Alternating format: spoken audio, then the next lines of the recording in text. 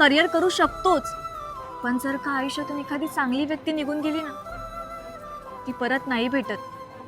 आणि जेव्हा आपल्याकडे सगळं असतं ना, आयुष्यात आपण सगळं काही अचीव करतो, पण ती व्यक्ती नसते का सोबत, तेव्हा मलाही त्रास होतो. उद्या ती खुश असेल, तिच्याकडे सगळं असेल, अख्खं करिअर असेल तिचं तिच्यासोबत, पण मी नसेल ना, त्यामुळे जाऊ दे. हे सगळं तुला का सांगतोय मी? तुला सांगून काय उपयोग आहे? तू थोडी ती व्यक्ती आहेस. ठीक आहे, चला भेटू. बाय. काश ती व्यक्ती मी असते.